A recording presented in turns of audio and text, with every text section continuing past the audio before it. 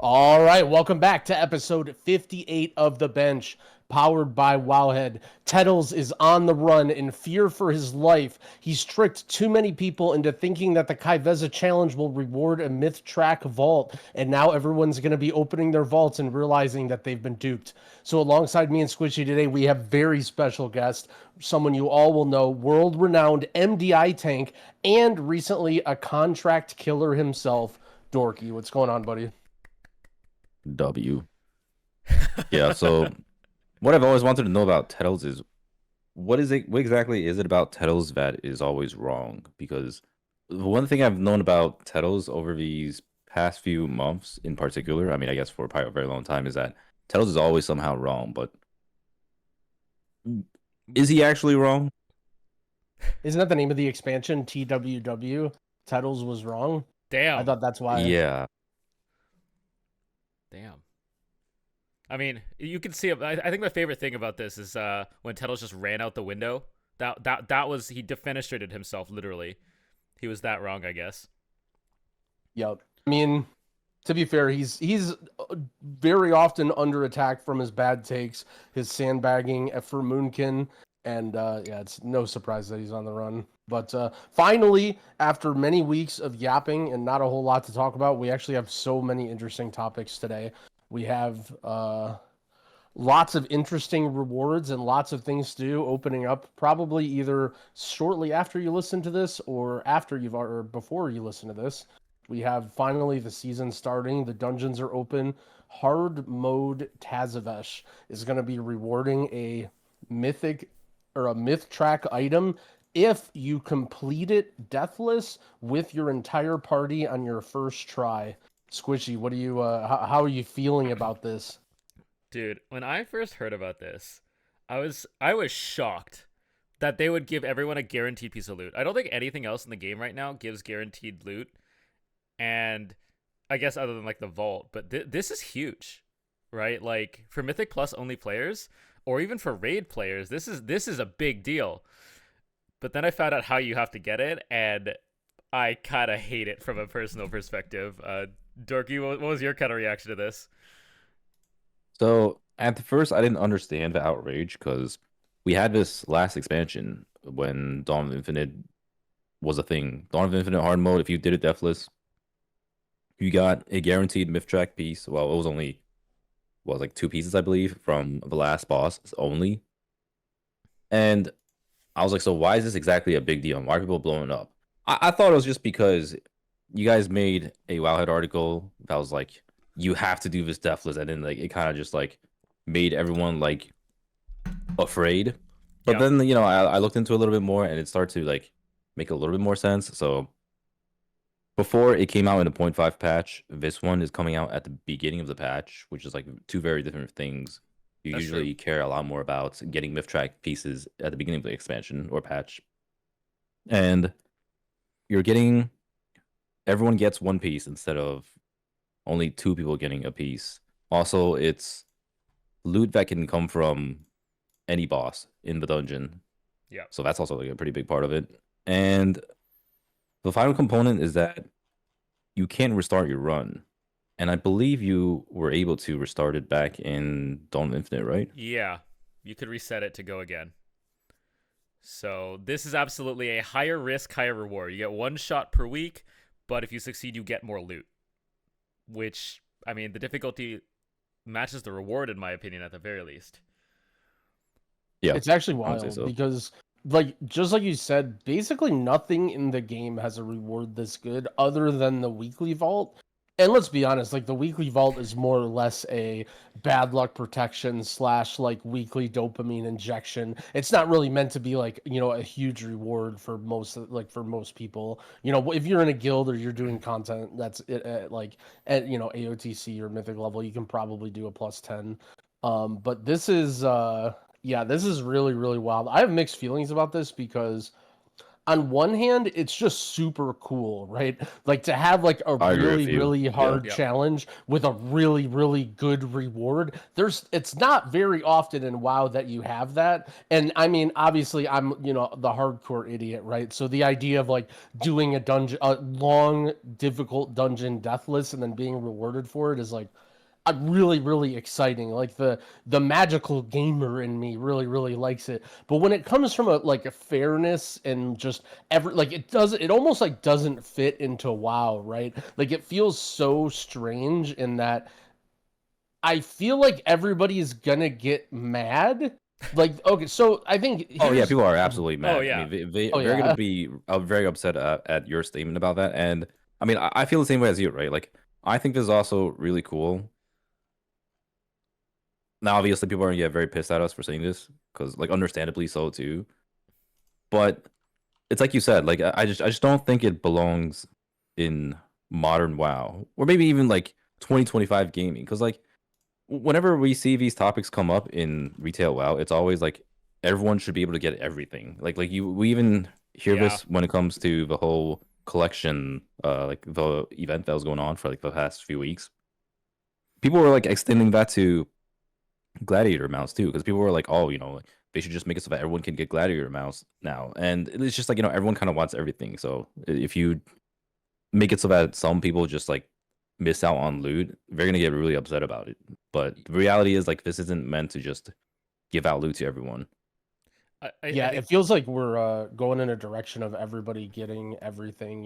Like you look at the mount thing, you look at like them bringing back old transmogs or old items. I feel like the glad mounts are the last sort of like stronghold of like things that doesn't really fit in modern WoW, but because PvP is sort of its own system or whatever, and that's one of the few good rewards that you get, they're kind of holding strong and keeping that. But it seems kind of weird, right? It's like Blizzard's going in the opposite direction of okay, well, let's make something that's very, very hard to get. And like, dude, you know how hard people FOMO over stuff, like the ridiculous stuff people do in the yeah. first week or whatever for a little bit of item level. So the idea that you will miss out on a myth track item is like crazy. If you're somebody who doesn't like raid mythic and you're like mostly pugging, dude, one extra, it's like a free vault. Like that is absolutely crazy to get and then also to miss out on if you're somebody, right? Yeah. Like I think there's a lot of different parts here. Like I think like to deconstruct it a little, hard mode Tazavesh. I assume you guys have done it on the PTR, or have you not even bothered? Yeah. Like Dorki, I have okay. not, but I've been following and kind of watching and stuff. Yeah, like so Dorky, like at a baseline, how do you like ignoring the whole death list, the rewards thing, how do you find the difficulty of just hard mode in general?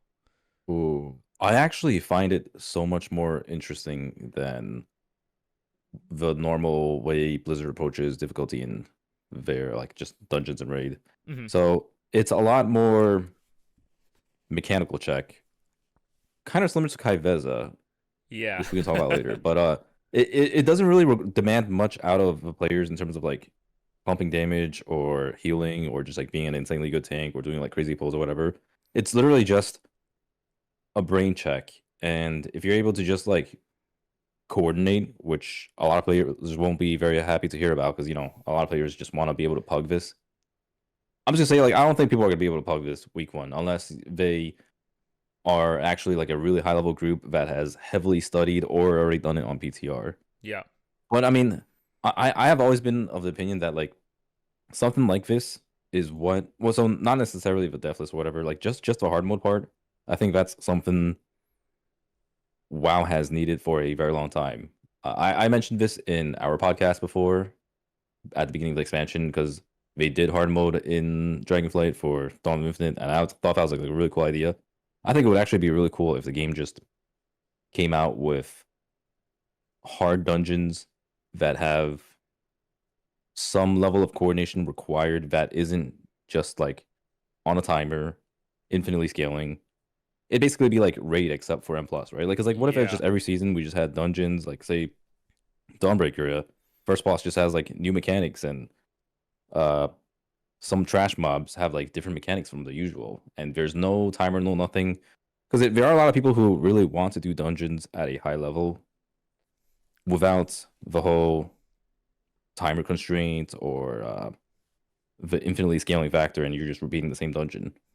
Yeah, I mean, it's almost But like it a has a 5 kind man of a long raid, spiel, yeah. right? Like a 5 man Yeah, raid and I type think it's thing. really cool. Yeah, and I think It's a like a lot of bosses. 5-man hardcore raid. I think a lot of bosses in this are actually like pretty difficult. I think the new Time Captain Hooktail is pretty brutal, if I'm recalling that right. Yeah. Yeah, that boss is still kind of just bullshit, honestly. Yeah, and like I know people struggled on the callouts one where the one person has to call out the color of the orbs to everybody else. Like that's probably gonna be a problem in pugs.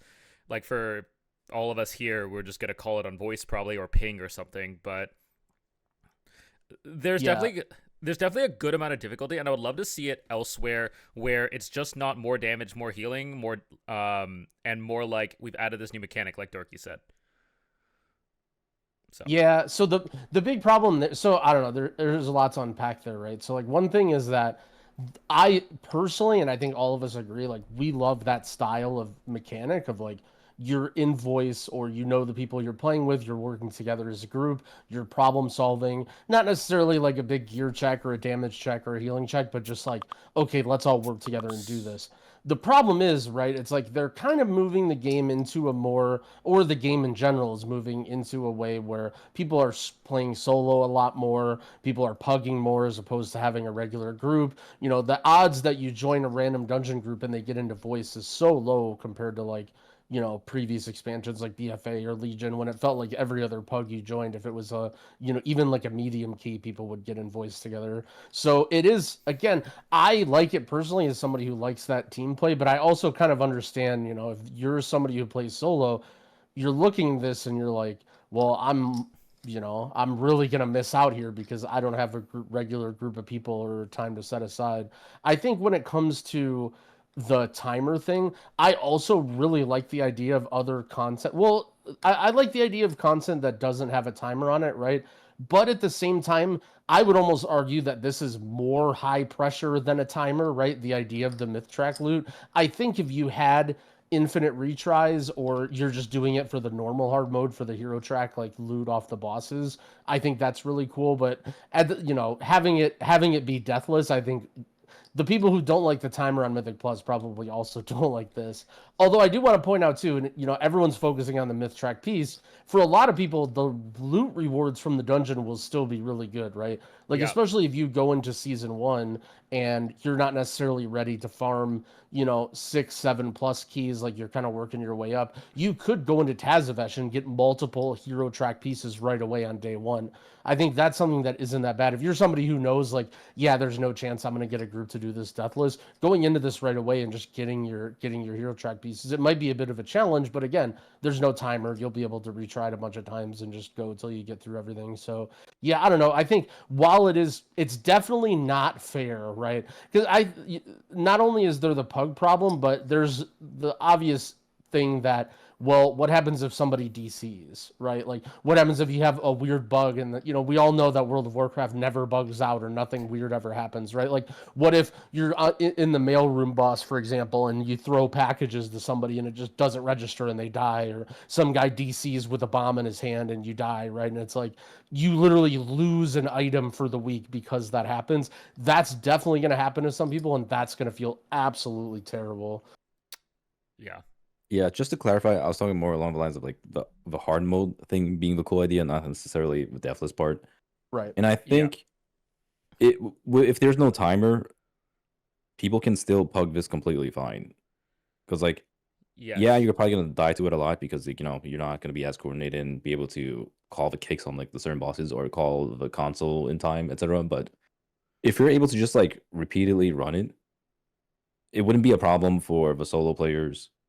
They could just eventually get it down by like, I mean, like, you know, it's not that hard to figure out. Like you just know what to do at some point, regardless of having voice or not.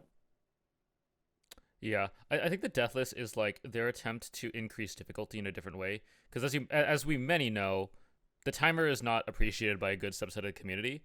But I actually think moving to Deathless is actually against more of the community. I am for timer, and I do not like Deathless things.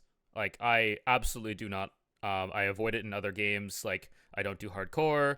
I avoid Deathless raid runs in other games. So this kind of thing gives me slight anxiety just because of the pressure of it, especially a social pressure game. So like, I understand. I feel like what they're trying to do here, but I don't know how else could they even amp up the difficulty, because it's clear they want to have a bigger reward for showing more skill. So how does Blizzard actually do that? Because that's the problem, right? Well, so not even more skill really, because like what I see with Deathless is it changes the dynamic of how you approach these polls and whatever. Because like you know how a lot of more casual players complain nowadays about how when they're doing dungeons, it's always just go go go, and the tank is just pulling 10 packs at a time. Like even if you're doing a heroic dungeon, if you queue up a heroic dungeon, people are just like straight up pulling 10 packs and there's never a break, and they just want to like treat it like a real dungeon, like how they treated dungeons back in Cataclysm or whatever. Right. But Deathless does exactly that, right? Like Deathless kind of forces you to play safe, and you have to think about the risk of doing every poll or doing the bosses too, right? Like you can't just zerg down a boss and completely disregard any strategy. But at the same time, like you are right. Like I don't know how they can alleviate that pressure from the players while Yeah. maintaining that type of gameplay.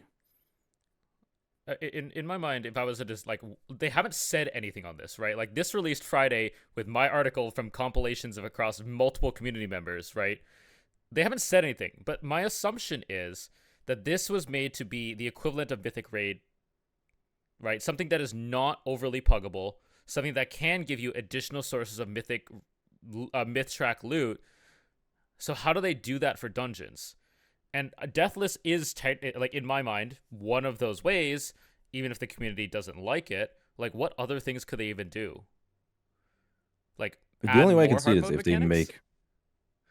make. I mean, they could just straight up just like make really hard bosses in dungeons, and that would also be awesome. Because I mean, I do play a lot of other MMOs where you do smaller group size raids, like 5-man dungeons and 8-man dungeons or raids that are essentially the same level as mythic raiding bosses, right?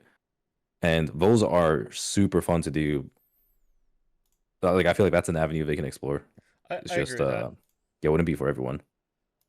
Yeah, I mean it definitely is going to feel like a 5-man raid. Like all the trash is going to be like fairly easy. You're just going to mow it down, you're going to take it slow and just go from boss to boss. Every boss you're probably going to stop. You're going to okay, what's the strategy here? How do we deal with this? Like, make sure your cooldowns are ready, etc. Like this is probably the closest thing to a 5-man raid we'll ever get. I unfortunately, we talked about earlier how it's cool that they're doing this, it's not just a numbers check, right? It's a mechanics check. So, I mean, alternatively, right, the other way would just be like, what if it was double hard mode, right? Like, what if it was the equivalent of a plus 15 key or something, or like a 14 key, which, by the end of the season, a lot of people could get, but trying to accomplish it first week or second week would be a pain in the ass if you aren't like super skilled or super good or whatever. I think, but ultimately they have to give in somewhere, right? Whether it's a timer, whether it's the mobs just having a lot of HP and damage, whether it's deathless, if they want to make a challenge, right? Like there has to be a challenge somewhere. So unfortunately, wherever they put that challenge, there's going to be friction. And I just like that they're experimenting with things other than a timer, right? Like that they're True. trying other stuff. But I mean, it's gonna feel very not fair, right? Like I think they've gone away from that feeling of not fair, right? Of like, Legion legendaries, who gets what? Like obviously if you get the myth item on the first week or you have a great run with your team, it's gonna feel amazing. But if you have a bad run and then you show up to raid and then the other mage in your guild gets a myth track weapon from the end of the guy and you're the mage that can't, it's like it's gonna feel terrible and it's gonna feel unfair if you didn't get it. So I mean, so while we all say it's cool, I think we all acknowledge too that it's like it's definitely it has its downsides, right? Like it's a very polarizing system and there's going to be, I mean, it could be any of us, right? Like any of us could show up to next week's podcast and be like, something happened to our run and it got, so one thing I saw on PTR, by the way, I'm very much hoping they fix this, but just in case that they don't, keep in mind this is an M0, right? So if you go into M0 Tazavesh and you're sitting there waiting to put in a keystone, I'm pretty sure somebody can just jump off the edge and Absolutely just can.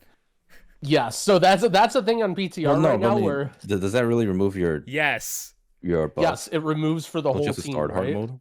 No, that's the thing they need to fix. If they're not Yes. changing Okay, anything well, I mean, yeah, else, that's a low hanging fruit. Yeah, like that can easily be fixed by The- Blizzard. Well, yeah, but all we're saying is like that's in the PTR right now. Like as of this build, I'm pretty sure. Yeah, that yeah. If you go into like, let's say you join a Tazavesh +4 on the first day, and then you're all in, and everyone has their buff, and then some guy just jumps off the edge at the start. I'm pretty sure that on PTR at least that removes everybody's buff. So I mean, if you're just like logging in right away on server up, I would be careful and make sure that's fixed. I'm not saying that's how it's gonna work. That's just something to watch. My point is just like there's a lot of dumb bad stuff that you can't always anticipate that's gonna happen. yeah, that's an easy fix. And like overall, I think with more time and more resources, I would love to see them take the hard mode mechanics to the next level. Like you know the first boss, it cages one person.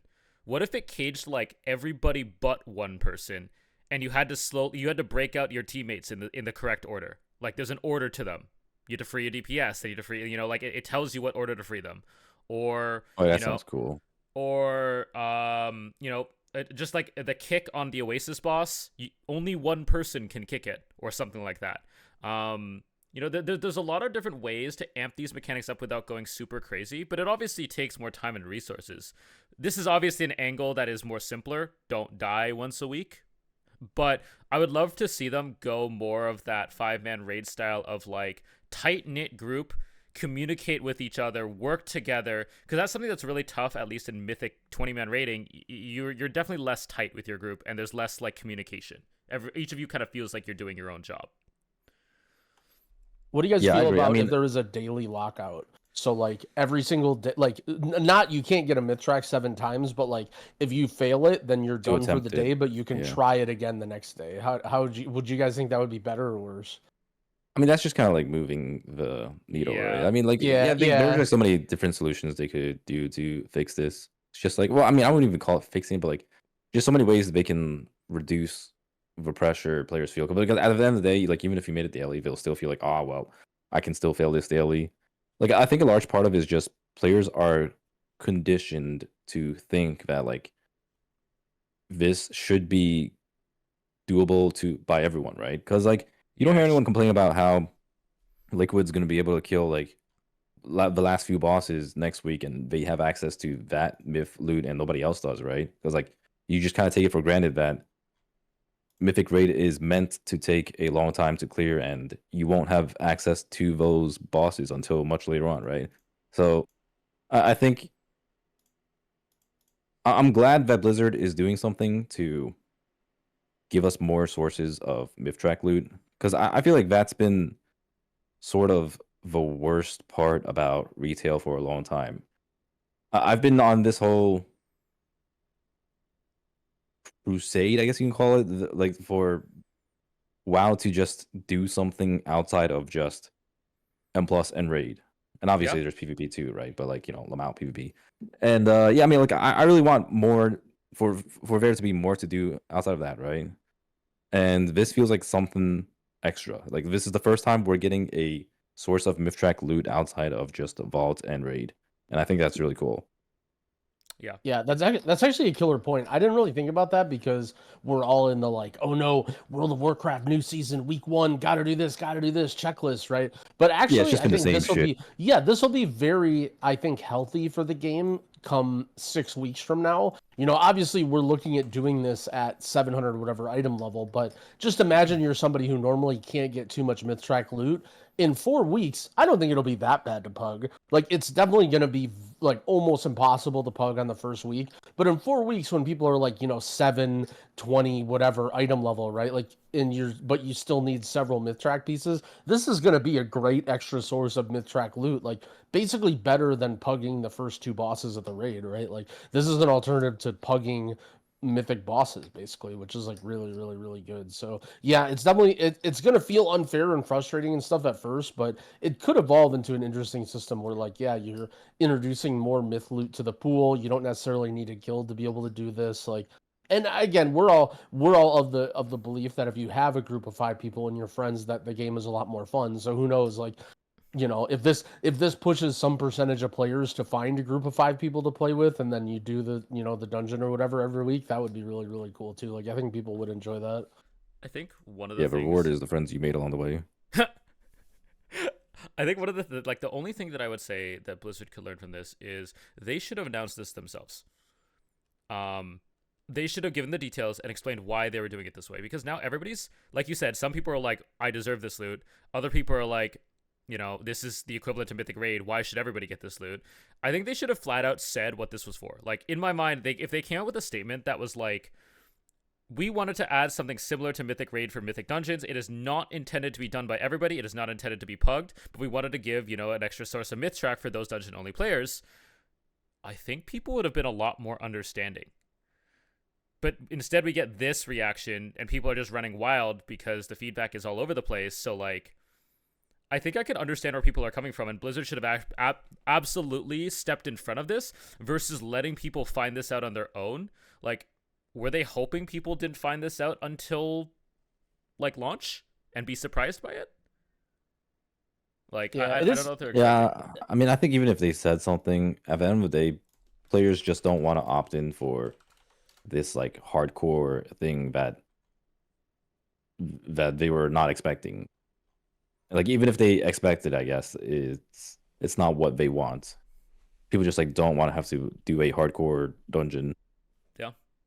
It was an interesting comparison Dorky made, the idea that, like, for example, week 1, there are some guilds that have Mythic Muggsy killed, right? But you don't go into week 1 as an average player with this checklist that says kill Mythic Muggsy on the first week, right? Like, Yeah. you'd get laughed out of Reddit or whatever if you posted that on a checklist of, like, be in a Mythic raiding guild, kill the first 4 Mythic bosses as, like, the things you need to do in the first week, right? But I think people will have this impression because it's new and because the top, players and streamers or whatever are doing it, that, like, this is something that they have to do. Like, this is something on their checklist.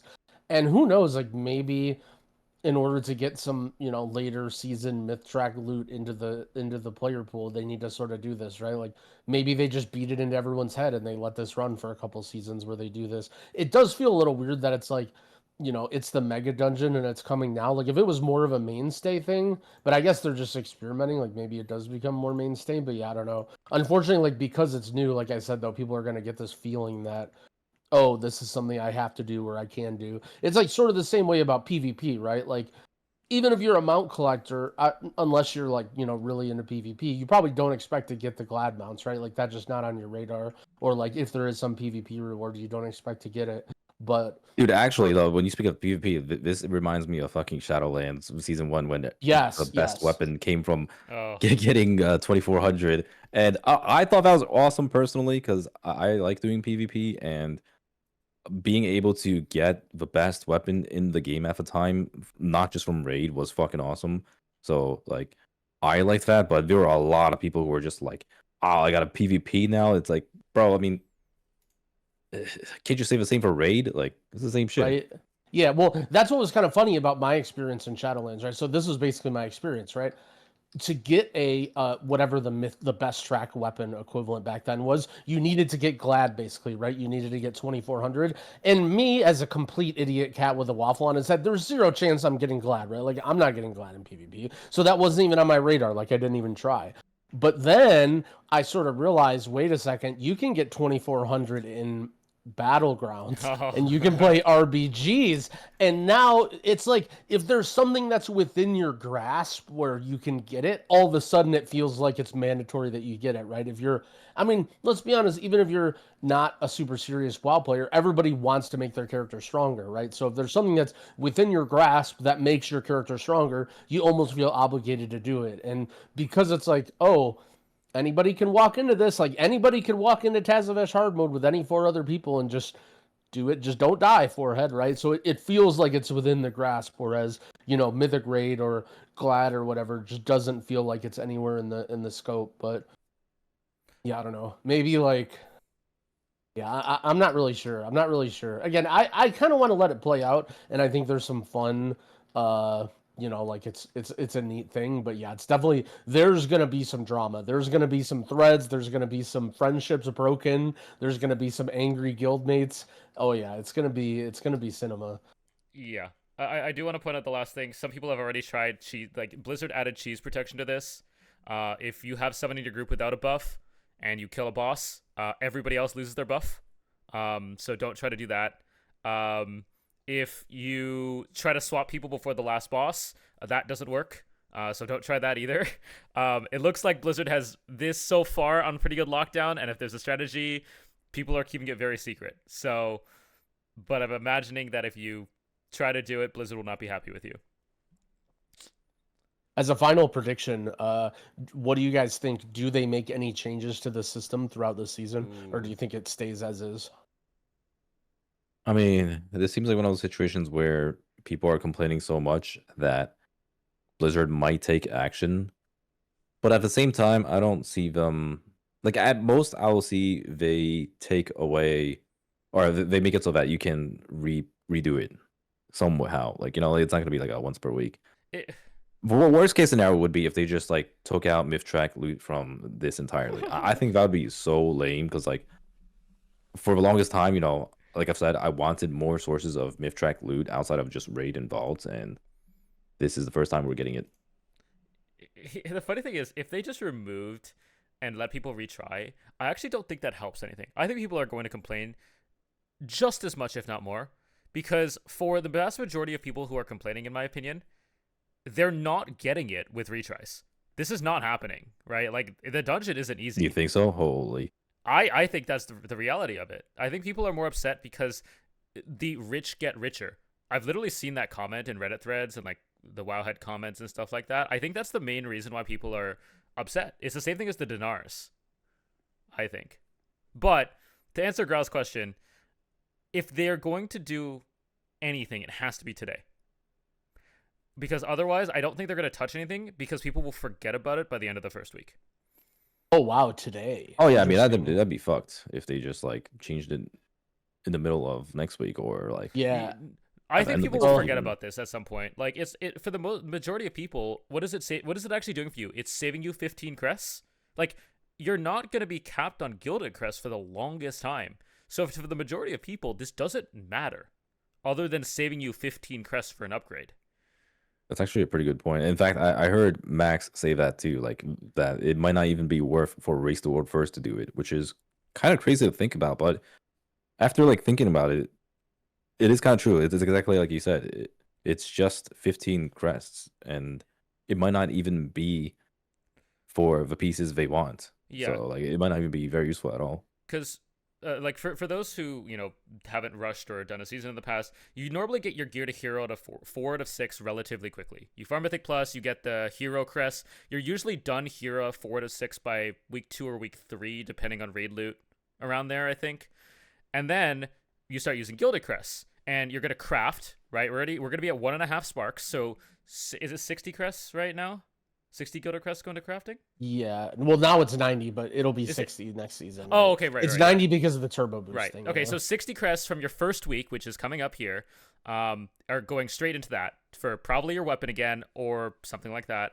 And then, so that leaves you with 30 crests. So assuming you get one myth track piece on your very first vault, or your first 2 or 3 vaults, that's where your myth track, or your gilded crests are going. You're not going to have anywhere else to put gilded crests.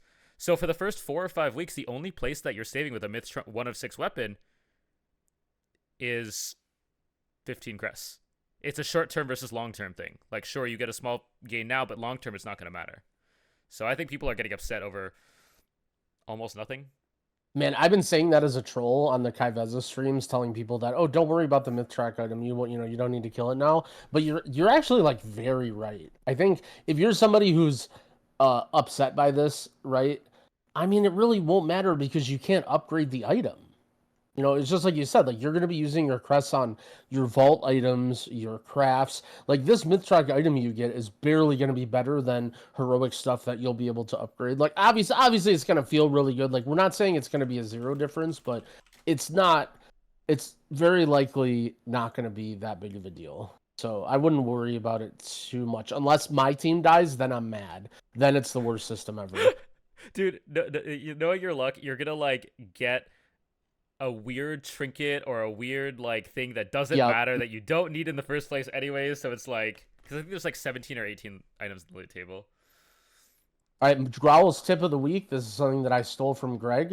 You can spam heroic floodgate and go all the way to Swamp Face and then kill Swamp Face with people who are tank spec to get the ritual mud. It's a verse tank trinket that has a 10 million unused shield. And then you can just spam that and just keep trading trinkets to everybody until you have giant shield trinkets on all your characters. So Jangdi is going into hard mode Tazavesh with a ritual mud on, and I'll be able to use a 10 million shield. Oh, dude, I'm not bothering with that shit. I mean, like, dude, the thing is, like, at the end of the day, terrible. this is mostly going to be a mechanic check, like I said. Like, this will probably save you in scenarios if you know exactly what bad shit's about to happen, but for the most part, you're gonna die to failing mechanics more than anything else. Yep. So, What do you think? To real quick to give people tips, Dorki. What do you think are like the most, like the 1 to 3 most dangerous things that they really got to watch out for? I would say make sure you have the right build loadout for every boss. Like some bosses are 2 target, just like because it's not M plus, right? Like you can swap your talents, you can swap your gear. You can even put down target dummies, or turnip dummies, or whatever, to build resources or whatever before a boss. So like just you can cheese as hard as you can in terms of like making your character very powerful going into a boss. So just like make sure you do that, and definitely look up a Tazavesh guide. I'm probably gonna put one up on YouTube. You can also check out like the Wowhead one. I'm sure other people will also have like guides for it. Just make sure you double down on looking on every possible fail points and like the exact strategy. there's a lot of changes in Shadowlands. If you did it like in Shadowlands, they Yeah, change stuff it's again. not the same. So You want to know the exact strategy for every single boss and area. Like the randomest shit can just kill you, and it's just GG. It's kind of like if you're playing hardcore classic. I mean, I'm sure people have seen hardcore classic clips where just like the stupidest shit happens, like a Murloc runs off and ninja pulls stuff, and it's just like GG. Just don't want to be that guy. In fact, wouldn't that be a pretty cool content idea if next week people just like started clipping all the fails and they just like fucking have like some kind of like wait a hardcore second. React. You're Yeah, on to we something. gotta do this. Nobody do that. Nobody do Dude. that. We're doing it. Jang B is gonna roach out. This would be great content. I hearth out and I somehow keep my buff when everybody loses it. That would be so. Dude, imagine if it worked like that. That would be so funny. Imagine if you could roach out in Tazavesh. Holy shit, that'd dude, be that would sick. be great. Dude, think about it. We Right? use meld pots too. You fail the orb mechanic. The room's filling up. Jang B in the corner with his Hearthstone casting. Oh, that'd be a good time. Yeah, all right. Yeah, those are that's a good point. Also, if Dorky doesn't end up uploading it, or if it's not ready by the time you're listening to this, I think it was Sunday night's VOD. You did it at the end of your stream, so you can go dig and find it there. Yeah, I did go over the entire dungeon too, just like looking over what exactly to watch out for and all. All right. Well, let's move on to Kyveza. We all. I think we've all killed it here now, and what a banger of a boss. Who wants to start off by talking about their experience? We are all contract killers. Yep. Dorky, did you say something? Wait, so while we're on the topic of loot, what do you guys think if Kyveza giving a myth track piece? Like you just pick any delve myth track piece. At least just one time. How about just one time? We were joking about that, the idea of a delve dinar, that like if you beat Kyveza. So in order to beat Kyveza, you also have to have a 10 delve timed or whatever, or like have enough lives, and you need to kill Kyveza. And then if you do that, imagine if you got like a token, and then you could like go to a vendor and buy one delve item of your choice. okay. That would actually be kind of cool, wouldn't it? And So- it's just like a one-time thing, right? So, do you know there's actually a delve vendor this time? Like a vendor for delve trinkets? Oh, no, I did not know that. So there is a delve vendor. You can buy trinkets. I believe they're champion track though. And you have to unlock it. Ew. You know like the battle pass for delves that they have every season. I don't know what else what it's actually called. You fill it up. At some point, you unlock the vendor, and he offers. I think it's undercoins. I actually cannot remember for the life of me. But he has a daily rotation, and you just buy a trinket off of him, and that's what exists. So I don't know. I think a myth track would be cool, but I do think they would need to cook a little more on their delve bosses. Because I think certain specs and roles have a much easier time and could get that myth track a lot easier. Like a tank. This is sounding like the monkey paw curls moment, because you know how Blizzard designs certain specs, and like I remember them when they talked about the whole defensive creep. They're like, "Wow, we have to make sure everyone has defensives for like solo content too, and all that." So in my mind, I'm just seeing like, yeah, Blizzard will probably try to do something like making every class more self-sufficient or whatever, just to be able to do this. Yeah. But I mean, go ahead. You were like my continuing experience. with your thing. My evoker is 686. I logged on, did 2 polls on question mark, was like, I don't want to have to worry about living, and just swapped to my 667 blood DK and just killed it on that. Like 20 eye levels lower, and it was much easier to just focus on the mechanics and not have to worry about survivability. If like a myth track was awarded for that, that seems like, I wouldn't say a problem, but definitely odd. Like the difficulty on my blood DK was infinitely easier than having to worry about doing all the exact same mechanics on my evoker, plus also worrying about my defensive usage, which I did not have to worry about on a blood DK. So like there's definitely something there, and I wouldn't be opposed to it, but there's definitely still an imbalance between like tanks and other roles right now. But I mean, they could figure like even a hero track item though, right? Like even because you can't get myth track items from delves at all, so that would be a little bit of an overstep, I think. But even a hero track thing of like be able to pick one thing, I think would be really cool. They've mentioned that they wanted delves to be another end game pillar, and while they've definitely been a thing that people like to do, and you can gear up with them, it definitely to compare it to either PvP, raid, or M+, it still isn't quite there yet. I think maybe like having that might be an interesting way to improve about it. I guess we kind of veered off topic, but so I want to say before, if you're listening to this and you haven't tried Kyveza, I would say the funnest WoW solo content that they've made since the Mage Tower. Maybe maybe if you like Terrific Visions or something, maybe you like those. But I mean, it was incredibly fun. It's basically doing a raid fight but by yourself, and you can it's like very long. It's like anywhere from 8 or 7, let's say 7 to like upwards of 15 minutes, depending on how much damage you can do. In order to unlock it, you have to complete a level 10 delve with a live left, I think, and then it puts a delve on your map at the like start of the Tazavesh area, like the new zone. Right when you go in, you can see it's called like Void Razor Sanctuary. Void Razor Sanctuary. Yeah. And it was very, very fun. I had a lot of fun doing it. I guess I'll start with my experience. So I was watching some people do it, namely Tettles. It looked really fun, and everyone basically recommended it. So I was like, well, whatever, I'll do it. It'll be good stream content. So I wanted to do it as Arcane Mage just because I saw most people doing it as Fire, and I thought that would be kind of different. However, it doesn't reset Lightning or Arcane Surge because it's a 1.5 minutes and not a 2 minute. So I got tilted after a few pulls and just went Fire like everybody else. And I felt like I did really well on it. However, I also did tank damage. Like I basically healer brained it right away, and I knew that I wasn't going to be able to do good damage because the mechanics were so demanding. So I just submitted to doing tank damage and learning the mechanics. I was trying. So one idea that I've always had when progging hard raid fights is to not do any damage and just sit there and do the mechanics. And no one ever does that in mythic raids, but I think that might be a cool idea on some fights. You know, thinking like Silken Cord or whatever.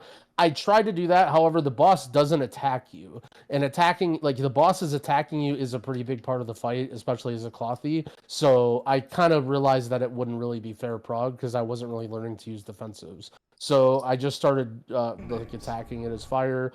I actually did it in like 50 pulls. It took me like a little under 2 hours. And yeah, my kill pull was very, very slow. I think I did it in like 11 minutes on my fire page. I did like a tank damage, but yeah, I had a blast. My stream had a blast. I've been watching literally half or more of my weekend has just been me and my computer with a bunch of tabs open of like my friends and just random streamers that I've literally never even watched before doing Kyveza, and then I'm just, you know, watching and seeing how they do and cheering them on in the chat or whatever. Yeah, it's a great boss fight, and I would love for them to explore this more. One of the things that like like Japanese MMOs do or Chinese MMOs do a lot more is something like a tower, like a boss tower. Dorki, Yeah. maybe you played those, like, which is Yeah, essentially a they solo always have adventure. those. Yeah. Where you're like climbing it, you know, a tower, you know, there's like 100 floors, and there's a boss every like 5 or 10 floors, and it's a purely solo adventure. You know, some floors are like, do no damage, only survive the things that are coming in, and there's just gonna be like a rain of swirlies coming down at you. No damage required, just have to dodge.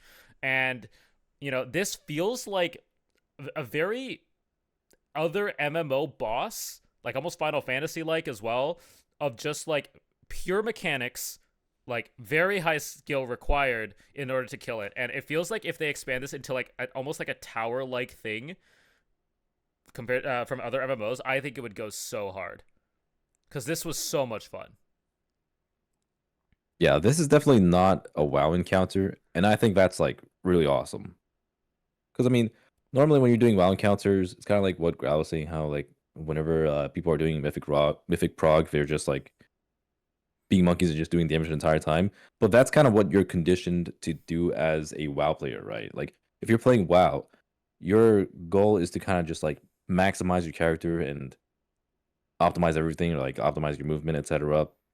You're not necessarily thinking about just the mechanics. So this is like a huge breath of fresh air where it's just more about the mechanics more so than your throughput.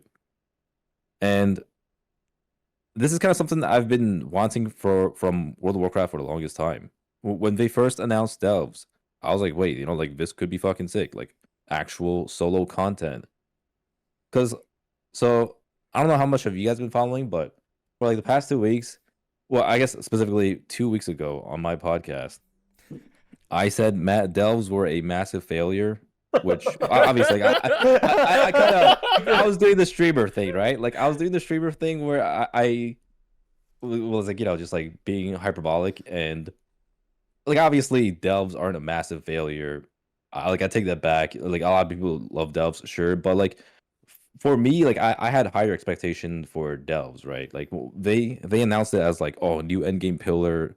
This is gonna be like for the solo players. In fact, there was a Delve dev interview that I saw. There was like this one content creator who's actually like a mega Delve Andy. This is kind of like a tangent, but it was just like really random how I found this guy. I was like, dude, being a Delve content creator might be like a great avenue to explore, because you know, like nobody's really doing this. And someone was like, oh, like there's this guy. So I stumbled upon this guy's YouTube channel. He had a dev interview where he actually asked the question, so who exactly are Delves made for?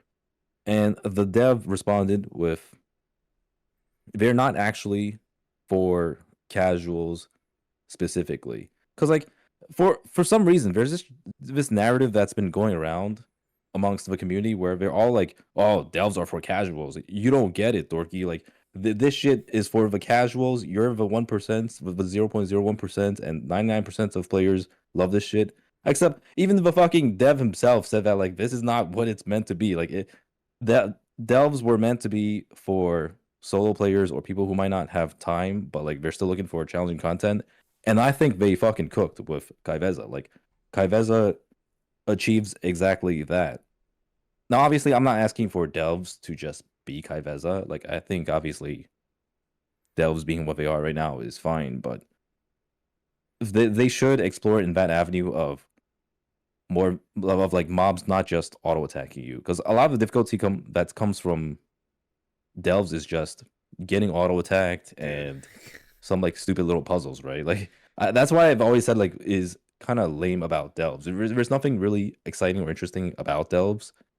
That's where I feel like where it kind of failed for at least like me and my expectations, and I just didn't really feel like it moved the needle for what solo players really strive for. If anything, the delves that are made right now are for, you know, the quote unquote casual players, which there's nothing wrong with that again, once again. But whatever they have with delves right now is, or whatever they have right now with Kyveza is fucking sick. Yeah. Yeah, Like, I think we have you should go because I'm just gonna talk forever. okay, and like I completely agree with like the auto attacking thing. Like that was the reason that I swapped off like my evoker on this. I I honestly think it would have been better.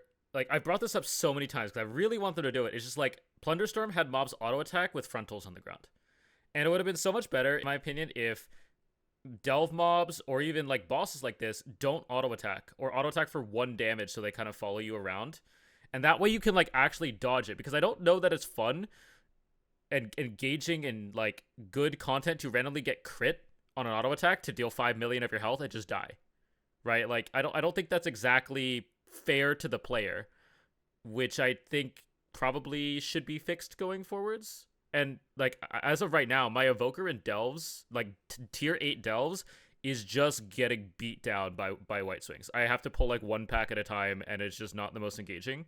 So like I completely agree with you. I think it's great that delves exist for solo players to get good loot. Completely agree with that.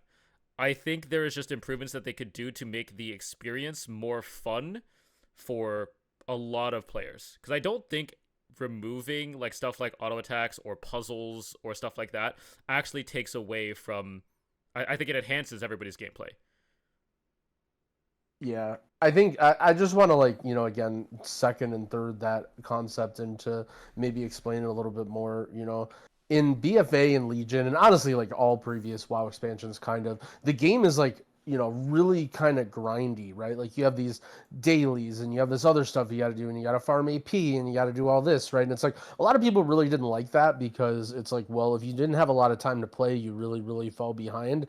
And so all that stuff kind of came out of the game. But then it created this situation where, you know, sometimes when you're playing an MMO or an RPG or whatever, you can't just log in and play a 5-man dungeon or a raid, right? Like sometimes you only have, you know, 15 minutes in between stuff while you drink some coffee and chill for a little bit. Or sometimes, you know, you got the kid or you got something going on or your cat's on your keyboard or whatever, right? Like so much stuff happens in life where you can't just play a dungeon. And the nice thing about that solo content is you can play World of Warcraft and you can progress your character while still, you know, having life in the way, right? Like that's the benefit of all this solo content, right? And so when they took out all the grindy stuff, they kind of took away the ability to just log into your character and accomplish something by yourself with not very much pressure. And so Delve sort of brought that back, right?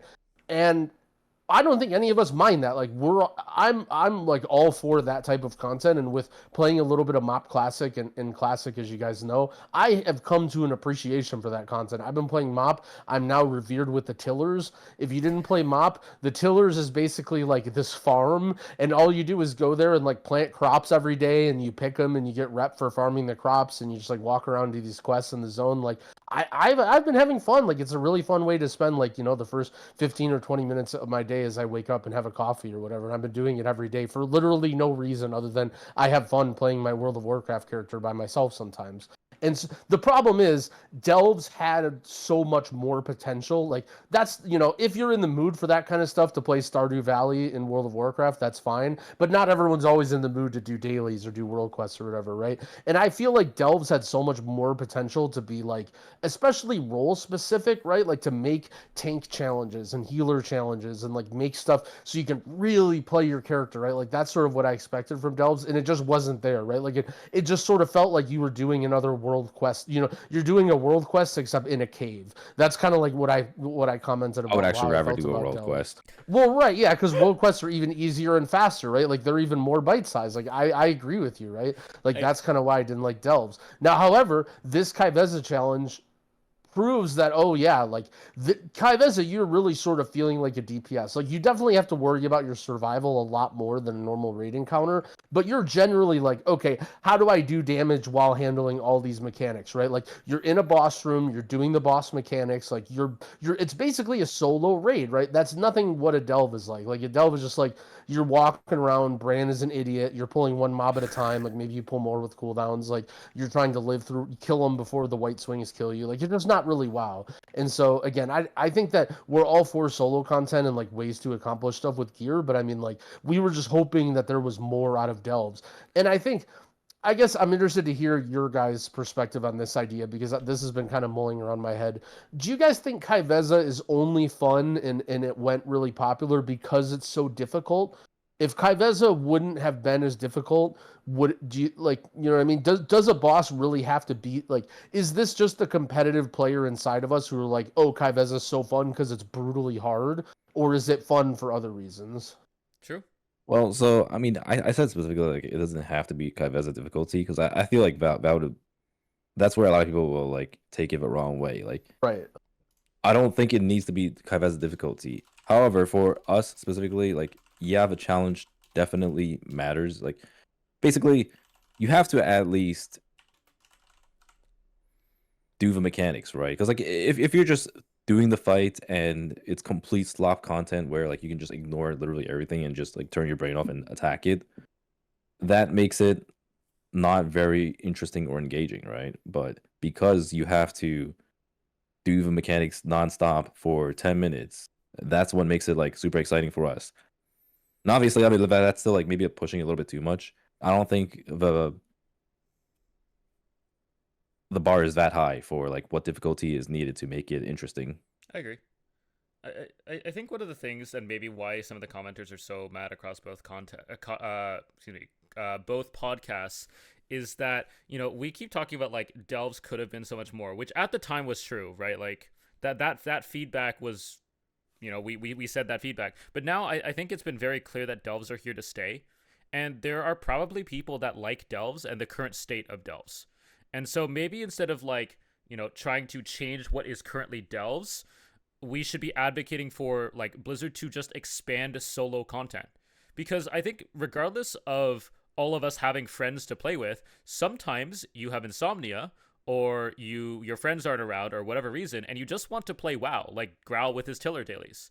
And having something to do, whether it's a tower of solo content or just doing world quests or doing delves or something, like you're just looking for something to log into WoW and play your favorite game. And so, like, I think we can like absolutely advocate that Blizzard should look at more into solo content. It can be super challenging, or it can be like super, chill and like having a good time. So that's at least what I think I have to say on it. Well, so more importantly, I think it needs to be something that players can do to progress towards something. And like, so Yes. what I mean is, people wouldn't have had the same reception with Delve if they didn't give good gear. The only reason why a lot of people are like super pog about Delve is, I mean, even Dranos has said this, right? Like, it's because it's easy and it's rewarding. Correct. I am of the opinion that like if they just gave you the same, like let's say they moved Delve rewards to world quests, right? Like say you go into Koresh and do world quests and you can get heroic gear, etc. And Delve gave nothing. If that was the case, people would have been talking about, oh yeah, delves are dog shit, right? Like people wouldn't give a shit about delves, and people would be like, dude, world questing in War Within is the greatest shit ever. And I think that's like the more important thing. Like they just need more activities that reward players. Because I mean, it's like what Grouse said with the whole Tiller shit. I feel the exact same whenever I'm playing Korean MMOs. Like I know people fucking hate Korean MMOs for various reasons, but like I love playing the shit out of Korean MMOs whenever I could just like log in and do like some random dog shit grind and make my character more powerful. And like as much as people don't want to admit it, they very much enjoyed a large part of Legion that had some type of like power you can grind towards. Like not just artifact power, but also like grinding easy dungeons for a chance of like Titan forging or like, working towards getting another legendary.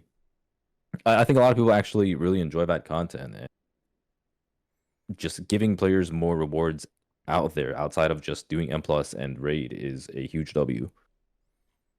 Yeah. I mean, how long until we get like more solo content in your mind? Because right now we have delves and obviously like the nemesis boss. Like, could we? That's every patch we're getting one solo boss, and I mean delves are always going to exist. How long until we get like 2 solo bosses, or even like a mini dungeon of solo content, or a tower of solo content? Like, do you think that will ever happen in WoW? I hope so. I think so. The big thing that's looming, I mean, looming in a very good way, is player housing, right? So while I want to say that coming into the next expansion, they'll realize the success of Delves, and I hope that they expand on them and make some more solo challenges. I do think that player housing is going to be a big undertaking. Whether or not that you count that as solo content or not, I kind of do, sort of, right? Like, you know, it's a very cosmetic based. The problem is, like, you know, World of Warcraft is very, very rewards driven, right?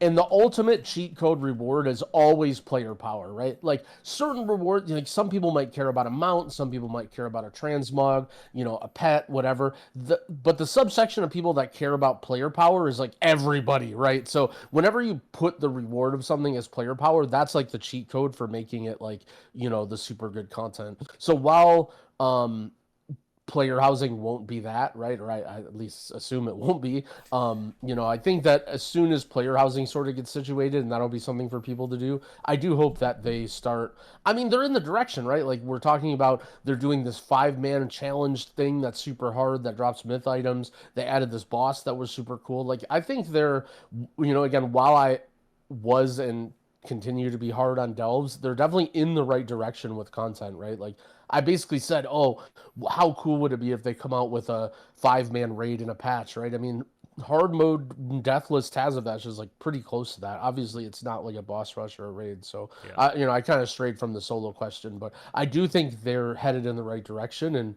if imagine if, like, I feel like this is going to happen, right? Do you guys agree with me here that literally all of us are going to be watching to see what the next boss is? Whatever the next delve boss is in the next patch, all of us are going to take a look, right? I bet Dorky has no idea what the last delve boss was even called. But I bet Yeah, I know Dorky it's will alcohol see. underpin, but I don't know what it does. Okay, well, he knows. I just know you have but- to like click bombs. Yeah, Yeah, you have I to mean, find I the did. fucking And to make fun of Dorky, I the- didn't. I never did it either. I like me and Dorky tried to do the first delve boss, and it was literally just mathematically impossible on the first Dude, week. Zach Vader was some Yeah. dog shit. Because you Holy had to, fuck. you It was a just complete couldn't kill failure. the eggs. Like it would just put an egg, and we would pop every CD, and it wouldn't die. And so Yeah, then the we're boss would like, just okay, melee you to yeah. death.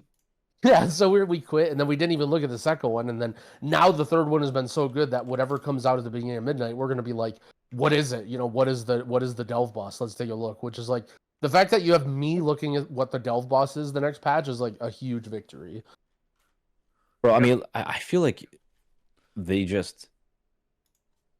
got lucky. You know, like I don't want to say, but like I Oh would say, my like god. I don't know, because I mean, they kind of just like took Kyveza, which was a good boss. Like how could they just like recreate this without it being the same thing, right? Like surely they would have to cook on it a bit to make it unique. But I feel like they just got lucky. Like I swear, I don't know how they could just repeat this. But now, like I hope I'm wrong, right? Obviously, like it would be really cool if they just continued doing this. But that's just my initial feelings on it. I went in blind, and honestly, if you like in the future, doing these blind is really fun. You have no one like there's no like expectations. There's no like your groupmates are gonna hate you if you don't look up this fight and grief them. Like this is all you. So if you can do these blind at first, definitely try it. Because it is so much fun to try a boss blind that you in WoW, because you just don't get that in WoW ever, because everything is solved before it comes out. But I was surprised when we went to question mark, and it was just the same thing, and it was just faster. Like I walked in and just died. The number of people that like walk in and Yep. just die to the very first next day, like Demon Hunter hunts, die. Like it's hilarious, that first impression. And then but it's completely solvable, which I think is like really, really cool. And Dorky might have a point that like, did they intend it this way? We don't know, but I would love to talk with a dev about this fight now, because it's just that cool. If you guys had to make this fight better, one thing to make this fight better, what would you do? Oh, dude, I mean, I honestly don't feel like this is a perfect fight. As much fun as I had, I did have a lot of problems with it personally. I felt like a lot of the issues with Kyveza stemmed from the amount of like visual clutter and clarity. Because I mean, I've never seen anything else in WoW that required this much configuration to do it optimally. Like the amount of settings you have to change and having like certain weak auras and hiding your UI. It's kind of wild how grief it feels when you have like certain settings. And I mean that's kind of been like the whole bit of this expansion, right? Like just having better visual clarity. So they definitely need to work on that. I would say like the main things that were so fucking annoying were like the speech bubbles would sometimes just cover the arrows, making it really hard to see. Mm. The what do you call the mechanic where the massacre? The massacre would sometimes just have overlapping ones. So Oh yeah. if you don't realize that there are like two on the same spot Yeah. and you like try to look for the next one, then you just get completely fucked. So I've died to that many times. So as great of a fight as it is, there are a lot of visual cluster fucks that make it feel very unfair. But aside from that, I mean, I thought it was almost perfect. I actually disagree a little bit. So like, I think so for me personally, I only turned off UI for the mini game dance thing or whatever, like the intermission. Well, you changed Okay. your settings too, right? I did, and I think To like see that the red outlines and stuff. yeah, The fact that that's tied to anti-aliasing. Oh yeah, so if you ever do Kyveza, turn off anti-aliasing. It makes the clones easier to see. yeah, And I you need did like mess with my outline mode to like max or whatever. well, yeah, so that one was already on for me. Like I always play with outline mode. I did turn down spell effects a little bit, but I don't know. So like one thing I did was I went in randomly today because I don't know, I just felt like fighting again because I was watching it for hours and it was really fun. And I didn't change anything, like I just had the natty settings that I always have. And it was like fine. Like I don't know if I could have consistently like killed the boss, but I mean like I made it to like 2 intermissions on my first try. Like I think that while you're starting, I mean, the big problem is like the high speed and the high demand that you have to do the mechanics is so much faster than normal WoW that you're just totally caught off guard. Like I remember when I was progging it, felt like, oh man, all these spell effects, blah blah blah blah blah. But I think once you get the like, I'd be interested to see like if you just don't do any of that, if you just play the game. I think it's not as bad. Um, yeah, I would say my biggest complaint almost is that it was maybe a little bit too much unlike WoW. Like you generally just, unless you're an insane player or you just spend a ton of time progging it, you're basically just gonna do tank damage. Like there's so much movement, at least for a caster, that like, you'll go for very, very long periods where you don't have the ability to plant and cast the spell. And like that's okay. Like I don't, it's whatever. It's a challenge, but maybe if it was a little bit more accurate to how WoW was, maybe give you a little bit of time, slow it down a little bit to like give you a little bit of burns or like be able to cast a spell here or there. But because I think just turning off your brain and just doing tank damage and just running around is like okay, but it's not teaching you as much about WoW. Like Dorky basically commented that on my kill. He didn't play it until after, so I think he sort of learned after, but at the same time, like it doesn't mean I'm the best mage, the fact that I killed it fast, because I'm like doing tank damage. Like part of being a good WoW player or a good DPS is doing all of your rotation well and doing all your damage while you're doing the mechanics. And it felt like the mechanics were so fast paced and so wild that it was just literally impossible for any caster to actually like, pull off a clean rotation. Yeah. I think for me, like, to give context, I think I like the fact that the mechanics are once at a time. I feel like in Mythic Plus, in Raid, all the difficulty comes from like 3 mechanics happening at the same time and figuring out how you have to deal with it. That's a great point. Like in this fight, they gave you enough time and they gave you enough brain space to think about all the mechanics, right? Like they could have put Nexus daggers during the shell game. They didn't. They let you just sit there and focus on it the entire time. And honestly, like it's, a pretty long shell game. It's like 10 seconds long. But it doesn't feel like a break, and it honestly gives you a break from the rest of the encounter, which is really sorely needed because it's so long. With the conal ability, they could have put Nexus daggers during that, or a massacre during that, and you're like freaking out the entire time. But they definitely give you enough space, and so like I really appreciate that. But that also made the back half feel the same. There was no change throughout the entire fight, right? Like it was just 10 minutes of this, and I personally would have liked to see some kind of enraged like spell. It doesn't necessarily need Oh, to I be saw like it. Yeah, I saw the hardened rage. Well, I saw the P2. there's the a fight. P2. Yeah.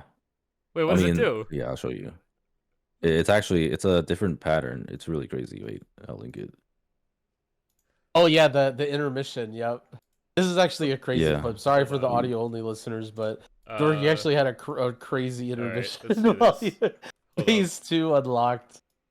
All right. let me Yeah, see it's actually a this really out. cool pattern. Oh my god! What the? Yeah, that was a fucking.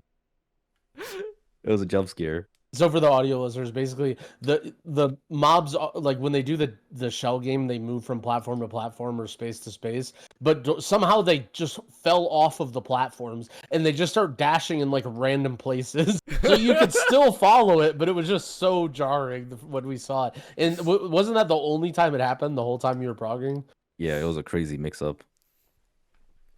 But yeah, that's my thing. I would have loved to see like, I wouldn't say like make the abilities faster because they're already faster, and I don't think more damage would have helped. But just add in like one more type ability or something when she's like below 25% or something like that.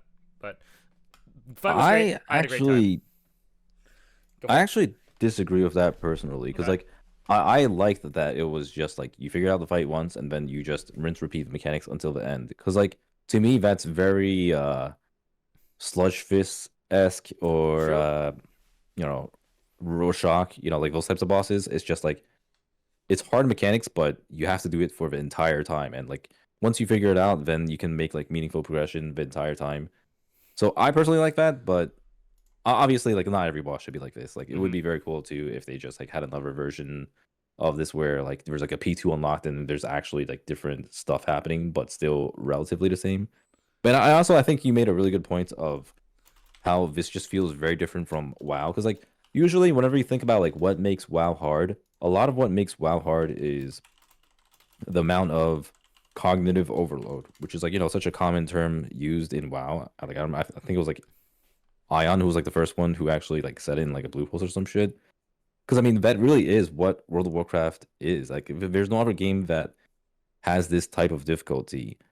And while I do enjoy that part of WoW, where it's just like figuring out how to do like kicks and stops while doing your DPS rotation, while surviving, while dodging swirlies, I also very much appreciate the game feeling more like your more standard action RPG games where, you know, you just like focused on what's happening in front of you instead of the 50 things that are going on and you're trying to process it all in your brain.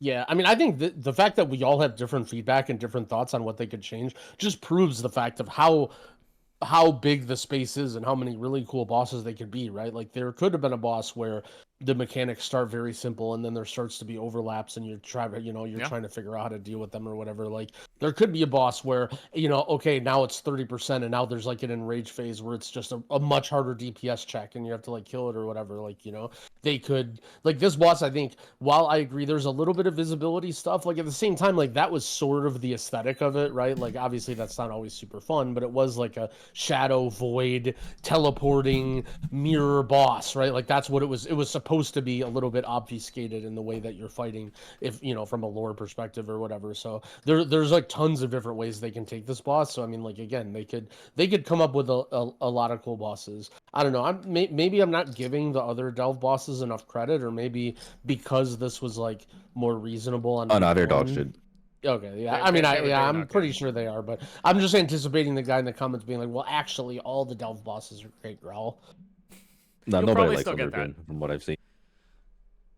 All right. I think we need to make it clear as well. The question mark Kyveza does not give a vault slot. If you heard that, it is Tettles' fault. That is why he's currently on the run. Many people have been baited by this information, and so please do not believe his lies. Kill it if you want to, because you get cosmetic stuff, but not for a vault slot. I've been helping troll a little bit in that regard as well. And look, if I tricked you into having fun and doing the boss, I'm sorry if I stressed you out, but I know you had a good time fighting the boss, so I don't feel bad. Yeah. All right. Let's move on to the Race to World First. Starts by the time you're watching this today. Liquid will be going in, and hopefully the servers aren't too delayed for them with maintenance. So, who do you guys think is going to win this time around? Any early predictions? I mean, I feel like I feel like there's just a very clear winner, which will be Liquid. Like no favoritism at all. It's just I don't see how two teams that have to like rebuild will stand a chance. Now, like obviously, anything can happen, right? Like Liquid could just play terrible and throw and just completely lose, and it'll be like, oh well. I mean, I guess if they didn't end up winning, but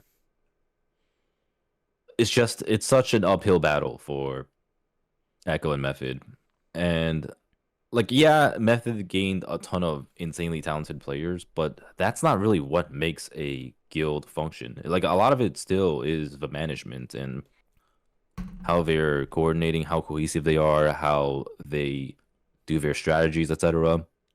So just bringing a bunch of superstar players won't suddenly change your chances of winning. In fact, I mean, like we've seen this shit happen time and time. Like when it comes to other esports, or like I'm pretty sure even like Chinese guilds have had these moments where they get all their best players, all insanely talented, and they just like don't really perform. Like sometimes you just can't have too many superstars in your group.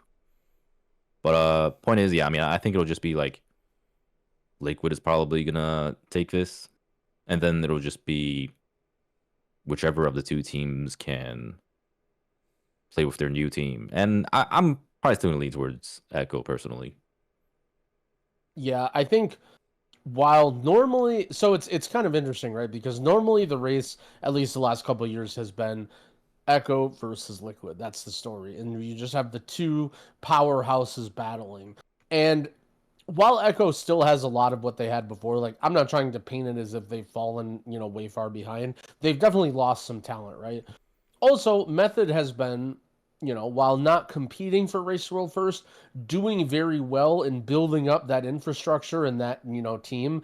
And they've recently got a lot of talent. So while I think Liquid is a bigger favorite than ever to get first, I think there's a lot more contention and interesting storylines and things that can happen in the raid. Um, this is basically Method's shot to try and get second, right? While them getting first is a little bit of a stretch. They've been fighting every single tier to try and take second, and this is going to be their best shot ever so far. And we'll see. I don't know. Like, I think I agree with Dorky that I think Echo is a favorite to beat them for sure. Like the overall infrastructure of just not just the players. Like everyone always looks at the players, but talking about the weak aura developers and the organization and the splits and the money that they have for the bank to pay helpers and stuff. Like, Echo has a lot of that built up. Another very interesting storyline that just got posted today was so I don't remember what tier it was. A couple tiers ago, they put up a bounty in China WoW for a guild to win world first in China. Obviously, China's at quite a bit of a disadvantage because they have a Thursday. A Thursday start, right? I was trying to think of how many hours it is, but Oh. let's just say a 2 day. They're delayed by 2 days compared to Liquid, and they have a little bit of an awkward setup. But I mean, just looking at M Plus now, we know there and Raid as well. There are so many good Chinese players, and now they've added a bounty not just for a Chinese guild getting first, but actually for a Chinese guild to get top 3. So now they're saying we're gonna pay you guys or give a prize, I guess, if you can even beat Method or Echo. So now not only is there Method and Echo struggling for second, third, but now we have more incentive for a Chinese guild to come up and start taking that. And I assume that, if that prize doesn't get claimed, that's going to roll over. They're going to continue doing stuff like that in the future. So we may see, while it might not be a Chinese guild taking second or third, we might see, people in the works of talking together and figuring it out and starting, right? Kind of like how we saw Method start back up a few tiers ago, or I guess a few expansions ago by now. But So I think there's a lot of interesting stuff going on. So again, Liquid big favorite to win the race. I think like a bigger favorite than ever. Compared to before. However, I think there's also the biggest chance for something crazy to happen, right? Whether it's Method getting second, whether it's maybe Liquid throwing because they've won the last 2 tiers, and maybe Echo or Method win first, like maybe a Chinese guild getting top 3. There's a lot of different like really really cool things that can happen. And overall, I think a lot of the raid bosses look really really cool. So I'm definitely looking forward to watching the Race to World first this season. Yeah, I think it's Yeah, also speaking of, Liquid's. I was gonna deviate a bit. So you. All right. Yeah. Okay. Basically, like I think Liquid's going to be like I think they have the experience because they start ahead, and when you're ahead, you're going to naturally fall behind because other people are copying your strategies. Like I don't recall. I think like Echo killed Sprocket this time before Liquid, right? But then struggled on one arm. Is that what happened this time around? Something like that. Yeah, I believe Echo was the only Yeah. guild to kill Sprocket in the first reset, but then Liquid caught up. I think on Muggsy, was it? Something like Yeah. that. Like either like Yeah, I think the thing that won. I'm trying to point out here is like I think Echo has struggled recently by being out of practice for developing their own strategies. Like whenever they seem to get ahead, they can't seem to hold it anymore. And maybe that's like obviously they're starting from behind and that's a huge disadvantage, but it almost feels like they haven't gotten that chance too often, and every time they have, they usually lose it to Liquid again. So I'm curious to see like what happens there this time around. Like, is it data mining?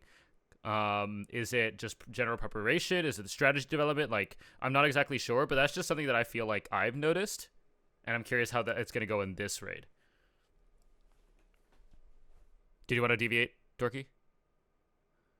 Oh yeah, I mean it was gonna be a hard deviate. I was gonna talk about the Chinese guilds a bit Sure, go for it. because Yeah, go for it. so I mean like they did ban a shit ton of people for boosting, right? So like Yeah. I wonder if they're like actually cracking down on this, and that could also mean the way the Chinese region plays high level content could be very different. Because I mean, at least from like according to Tettles' video and some Chinese players I've spoken to, like I've spoken to Supreme a bunch during this time about how the Chinese players how they do things over there, right? Like they don't really care about winning necessarily. Like they don't care about winning MDI or TGP or Race to World first. All they care about is just getting to the point where they can start boosting like crazy. Yeah. Because they make a shit ton of money for boosting. And if NetEase is actually cracking down on the whole boosting scene, that could just like completely change how those guys approach high level M plus or raid. Like maybe if they just like will start caring more about trying to go for the win. Especially with this bounty too. Like if the bounty gets high enough, like they're gonna be we get to boost more and get a paycheck. Like that seems like a win-win. So Yeah, I agree. Yeah, it's a really good point because I mean, traditionally in WoW for NA and EU, I don't want to say the money is in raiding, but it's not like there's a lot of money in M plus or boosting. Like the gold is there, but it's hard to do anything with that gold, obviously, with being able to get in trouble with that, and you don't really want to risk your account. Traditionally in China, because they're run by NetEase and not Blizzard, they've been very lax on that, and so it makes sense, right? Like if you are in an area where you can just do a ton of boosting and convert it to money, like why wouldn't you, right? Like that's a great It used to be like end that game here. goal. Yeah, well, right, that exactly. Like when that was allowed here, that's what people did here too, right? Like that's a fine end game goal to play high level content and make a bunch of money and be able to buy stuff, right? Like why wouldn't you? But if that does happen and they start cracking down, that's a good point. That like, well, maybe they will migrate towards sort of what our servers did, right? Where it's like, everyone competes for the Race to World first, and then eventually people learn like, oh, you can kind of create an org out of it and stream. Like there has been hints of that in China in previous races, but nothing really like carried over or stuck together. But I think, yeah, this is again that's sort of what my point was, is like this is the biggest conduit for it so far, is this whole bounty thing combined with their crackdown on RMT or whatever. We should see at least something. Maybe China doesn't like make a huge push this season, but I think I assume to see something out of them similar to what we saw at a method of like, all right, let's put together some talent. Like let's start getting in the reps and start putting in the effort to try and just get to the point where eventually we can compete for it. Anything else, Dorky? Oh, that's all I was gonna really say about Okay. that whole situation. Bro, all the Race the World First people in Group Finder, it's just all at least in NA. I don't know what it's like in EU, but all the Liquid people just permanently in Group Finder with their little titles. I was laughing so hard. I was watching somebody stream that I won't name, but everyone's doing it where they have this weak aura and they basically force everybody that joins their group to like install this weak aura that tracks all of their locked out bosses so that they can make sure they're not locked out, and they're like trying to buy everyone's loot. And dude, M0 loot is like basically worthless. Like if you're an undergeared character and you need loot, obviously it's a very good way to catch up. But if you're mythic raid geared, like this stuff is dropping is like worthless. Like you're literally replacing it day one of the patch. And to see all these guys like pay, it's not a lot of gold, but I'm sure it adds up. Like all this gold and all this sitting in Group Finder. Like man, I feel bad for the Race to World First people on weeks like this where there's like not much to do, but there's like a very small amount to do. So that means they have to play 16 hours a day and 14 characters or whatever just to do it. So yeah, I don't know. Dude, I actually should have done that personally. Like, I should have just straight up been in these boost run and just give them all the gear and get money out of it. Because yeah, I mean it's free money, right? Like, I don't especially- even yeah. give a shit about this loot. I care so yeah. much more about the gold. Yeah, that I kind of laughed at it too. Like obviously my main, I'm gonna try and keep the pieces just because, but yeah, like I definitely could have just sold off like a lot of pieces and made a couple 100K. Like why not, right? Yeah. So, if we're gonna move off that real quick, breaking news: they just announced dungeon tuning. Ooh. Yeah. So, get your first impression from Growl and Dorky on these changes. So, Arakara, the spider, the first boss. How do you guys feel about this? That's not much. I mean, that's a good change. Insatiable. Is that the Tank Buster? Yeah. Yeah. Okay. Yeah. That's been a common theme. Tanking was quite difficult in season 1, and there was a lot of pushback from tanks being like, okay, why does every mob, every boss just have this crazy tank buster? And they definitely moved away from a lot of those, so we're seeing them go back in the dungeons and kind of nerf like basically all the tank busters. Starved crawlers, are those the ads that the boss eats? Yeah, So they those fixate no on longer critting on melee. Is- Yeah, I mean, in general, mobs critting on melee is like so stupid. I feel like Like, they should I just feel like Why is it that- even still a thing? Yeah. Probably It's such a classic mechanic. probably the same reason that parry still exists on for melee attackers. Yeah. So then we got Dawnbreaker. Only the first boss changed. Shadow Shroud's healing absorb reduced by 33%. And now Oh, but scales they with key fixed it level. where it wasn't scaling. Dude, That this- sounds dangerous. We We don't know what this is gonna look like, but yeah, I have a strong suspicion this is gonna be overtuned and we're just fucking dead. That's actually really interesting. So I was noticing that Shadow Shroud did a lot of damage. Like it's yeah. a pretty big heal absorb, but also we're doing M0s and stuff, right? Like we're not really doing that high of keys. Thinking that it's gonna scale with key level, like okay, it's reduced by 33%, so M0 is gonna feel normal, but like on higher So- keys, that's gonna be ridiculous, right? Like if Yeah. it's like buffed, so they nerfed it by 33%, but I mean on a higher key, it's gonna be like 300% stronger or something, right? Like it's gonna Yeah, be so it's insane. gonna be buffed by like at least 3x. On a 10, That's I think it's 120% buff. So Oh, it okay. does just so, over yeah. double on a 10. But that's a 10. That's before Guile and all that kind of scaling takes off. So Yeah. I think this does 5 million healing absorb on a 0. So it'll be like 3 million now. Which would make that like a 7 million on a 10. But after like boy. 12s, that thing is going to be like a 15 million healing absorb. Good luck, Jess. Yeah, you can have some insane amounts of healing absorb. yeah, that may be like a very, very, very hard boss. That's the Candle King from your healer Yep. check boss. Yeah, all of a sudden it's like, wait, this boss is insanely hard now. Dude, I swear to God, Blizzard has just had this agenda for 2 expansions now, where they just have to feel like they have to make every fucking encounter challenge the healer in some way, and it's just kind of exhausting. JB's Oh, probably so this loving it.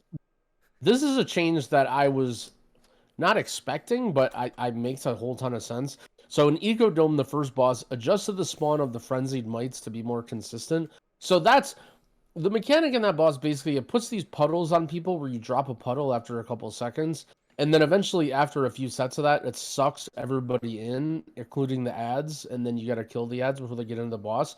And it seemed like the intention of that boss was to drop the puddles where the ads spawn so that the ads get slowed by the puddle and you can kill them, right? Like, I kind of thought that's what they intended, but the ads spawn randomly in a 360 circle around the boss. So you basically just, like, would drop the puddles randomly and just hope that the ads would spawn behind them. And now I'm assuming what that means is you'll know where the ads are going to spawn, and then now you actually do drop the puddles on the ads, which I wouldn't necessarily say that boss was that like terribly difficult, but it just at least makes the fight make way more sense. The thing slows the ads? Yeah.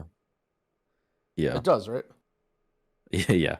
Yeah. I mean, a lot of people actually even like care to I- do it I because didn't know that. that boss is kind of a nothing burger. Yeah. Yeah. Well, I mean, the ads would spawn randomly, right? So you could you wouldn't know where to drop it anyway, because you just drop it and like, you know, oh, maybe the ads spawn, maybe they don't. Yeah. My general thought on it was just like you're just supposed to CC the ads, but that makes sense because I think you're right here. So good work, Rao. Good tip. Good tip. Yeah. Okay. Halls of Atonement. So the third boss, the one with the ads that go into the statues, the pulse from beyond damage, which I think is the ads. I think it's the ad occurs. pulse, yeah. Yeah, occurs every 1.5 instead of every 1. So that's a huge damage nerf on that boss. I see that being a pretty big nerf. That's going to make the boss a lot easier, I think. Yeah. I'm sure groups at like a lower level struggle with that a lot. It's still an insane boss. No, yeah, that boss is absurd after they changed it. Yeah. You know what it needs? A healing absorb. That's what this boss needs now on top of it. Yeah. Yeah. Fucking Blizzard bed.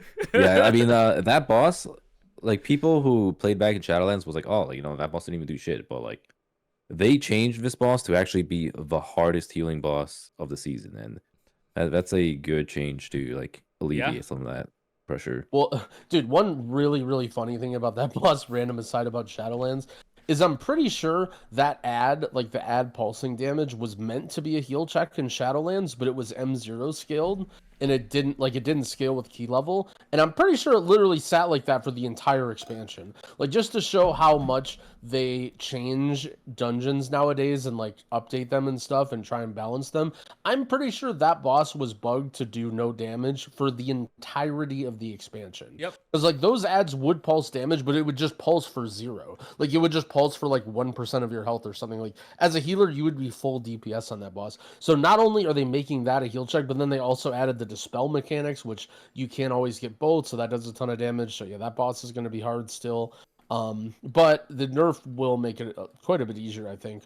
Lord Chamberlain's Stigma of Pride removed. Was that was the tank buster too, wasn't it? It's a tank dot. Yeah, that's a tank buster. It was bugged on PTR where it would only put it on pull. It would do it once, and that dot is like one of the most insane dots of all time. Like I still remember back in good old days of Shadowlands where you would have to taunt it off with bubble, and you know, like I would need like fucking the entire world to try to survive this shit because like it would ramp and like towards the end of it, it would just like straight up take you for 80% of your HP every time, and it was like absolutely insane. Dude, another random Shadowlands story. Do you remember the MDI that we played against Echo where they wiped? Yeah, I knew you were gonna bring that up. And I, dude, I was like nervous as shit, right? Because when you're ahead of Echo and you're like, all we need to do is not wipe, and the boss is like almost dead and it's about to get one of these out, and I'm just losing my mind. I'm like, Dorki, I'm gonna taunt it. I'm just gonna die, and I'm just gonna taunt it off you and die. And Dorki's like, dude, I have cheat. Can you just shut up? And I just taunted anyway and just kill myself on the boss. I'm just like freaking out, but yeah, that was a good time. And also so Ritual of Woe is the thing that it does at 70 and 40 when it channels on the statues and you gotta kind of block the beam. That was doing nasty damage on M0, so it does make sense that they nerfed it. I mean, that's a mechanic that you shouldn't really fail. Like, it's not a very hard mechanic, so I kind of felt like it would have been fine if it does a lot of damage, but I guess they just want to make it a little bit easier for the low level groups. Yeah. Yeah, it's one of those like it was obliterating noobs, and they're trying to just make it more noob friendly. Yep. And then lastly, Tazavesh addressed an issue where the Adorned Overseer's drifting star could be fired at a wrong angle. So That's nice. Yep. So I don't remember so I didn't understand this bug. I don't remember if I was watching either you, Dorky, or Drogo. It was us. Yeah. Yeah. I was So, watching. what happened was, what happened was, Evade was asking. So we were practicing hard mode Tazavesh, and Evade was like, "So did they fix the thing where the drifting stars can fire at like at a wrong angle?" Pretty much exactly what this said. And then we were like, I don't know. I mean, hopefully it's fixed by now, right?" And then on our final practice run, DXM is just in cat form hitting the mob, and it just fucking like snipes him out of nowhere. So yeah, we were like, I made sure I actually put it down in my video too, where like I told people that like you have to specifically be very careful to get away from this mob so that you don't accidentally break your myth track run. But yeah, I mean, apparently it's fixed. I wouldn't trust this entirely. I'm gonna be honest. I would still back the fuck away until like we know for certainty that it is actually fixed. This is the frontal, right? Like the line on the ground? Yeah, it's the orb that shoots out. Yeah. Yep. Dude, do you remember this didn't originally used to have an animation? You just had to look at where it was facing. Do you remember that? Yeah. Well, it's kind of funny because they basically have animations for everything, right? Like playing some mop and playing some of the old dungeons again and seeing these mechanics where like you just have to look at it. So like one really funny mechanic in Halls of Atonement still is the the volley from the archer or whatever the frontal cone thing is called. I feel like they do it way less now, or they don't do it or something, but it feels like some of them do. I don't know how that. I don't. Do you know how that works, Dorky? You know what I'm talking about? Yeah, the rapid fire. Yeah, I'm not. Rapid fire. That's right. Yeah. That's one where there's no. It's like a cone that does a lot of damage, but there's no animation on the ground, and it's so foreign now to like get hit by something and not see something under your feet. You're just like, what the heck is going on? This is so unfair. But like, back in mop or whatever, like basically every expansion before now, that was just like a mainstay where you literally have to look at the mob and see what its face. Oh yeah, I mean literally. Oh, you're talking about that? Okay, yeah. Yeah. Well, I mean, there's lots of mechanics that are like that, but now literally everything is on the floor. Like you just look at your feet. You don't even have to look at the mob, which is nice, but I understand that it also kind of limits what they can do because they can't do any like mob telegraphing. You think about a game like Elden Ring or whatever, where you look at the mob and you see what it's gonna do, and then you react to it. Now you just like stare at your feet the whole time.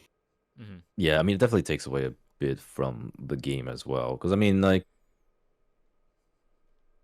you do kind of care more about positioning and all that whenever there's like actual frontals to watch out for instead of just like looking for swirlies.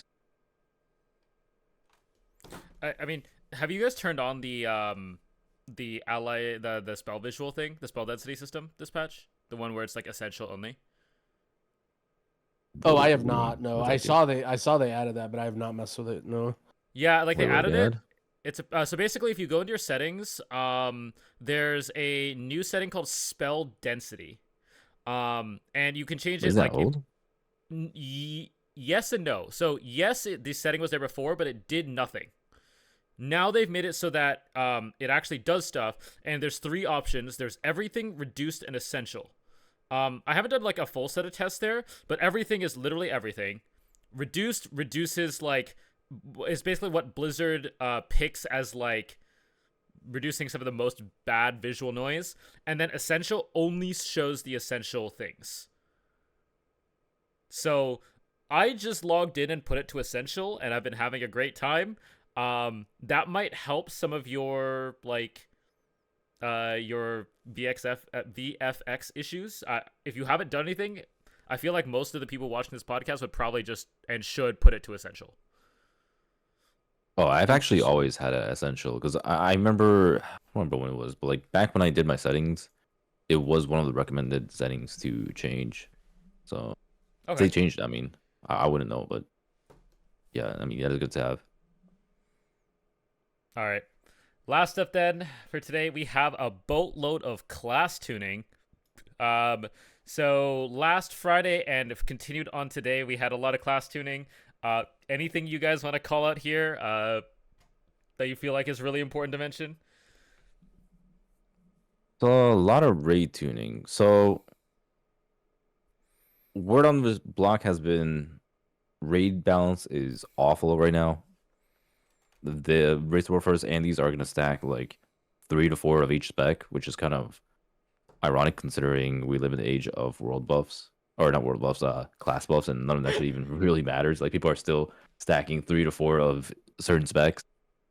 And yeah, I mean it seems like they moved in a better direction, but my biggest gripe has been them just nerfing tank damage, man. Like I've been on Yeah, an actual this. crusade about tank damage, and like please just like let tanks do really well. It's just like why the fuck do they really have to nerf a Pro Warrior or Brewmaster's damage? Like just buff the other tank's damage if anything.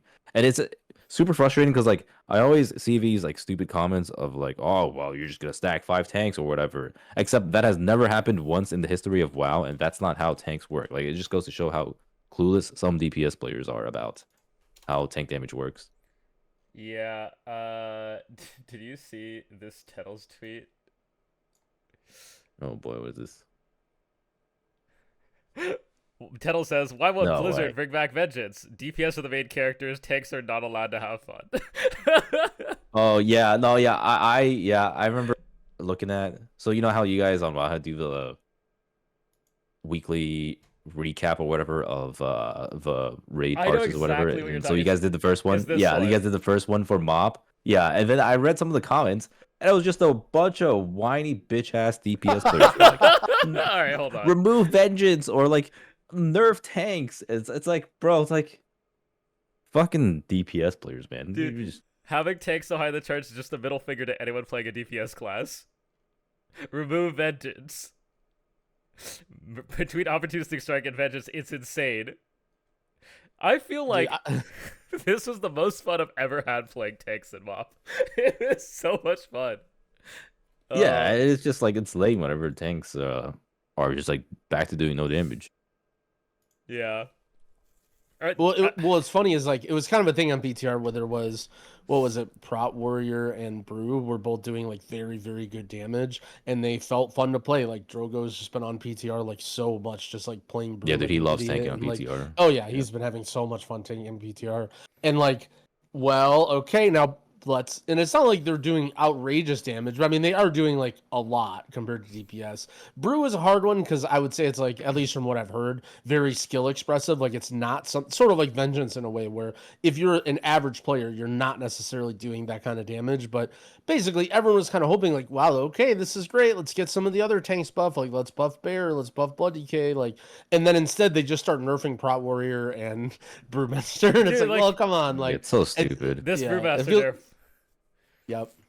So that's on the docket. I will say one thing I found was interesting is they buffed Havoc. I feel like there was some debate on whether like Havoc's already pretty good in M plus.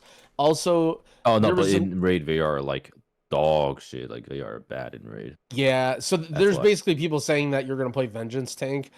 I kind of Yeah. wonder if that's the case now. I mean, I think Prot Warrior is still really good. I also a lot of people are saying Mistweaver. Maybe you don't play Mistweaver. I don't know, but I think Havoc being buffed, I think brings that off the table where you're not necessarily, taking a DPS loss if you don't play Vengeance. I think if you're the Havoc player in your raid, you're probably fine now. Um, Another interesting one, at least on the buffs today, is that Feral Druid got buffed. I feel like I Yeah. saw quite a decent amount of people playing Feral Druid on PTR.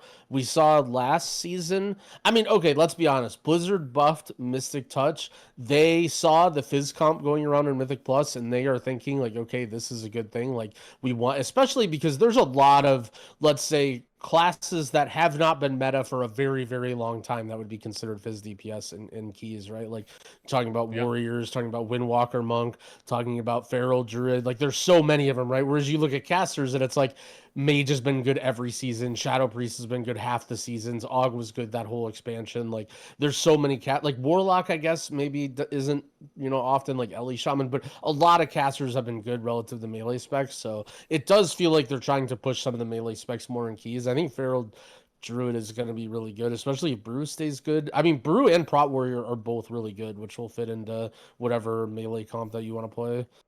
Yeah.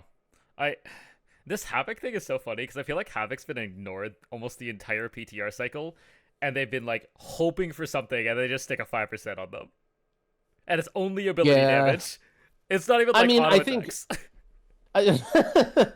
I mean, I think we're at this stage of the raid where it's literally coming out as we speak, and I don't really know if they're going to do that many like really, really honed in targeted buffs. Like I think if they knew what they wanted to do there, they would have done it already. So I think we're mostly going to see, you know, what I'll call maintenance buffs of just like maybe slightly toning down the top performers and slightly buffing up the underperformers. I mean, usually there's a direct correlation with those raid DPS sheets that we see that Dorki mentioned in what Blizzard decides to nerf and buff once the season starts. Yeah.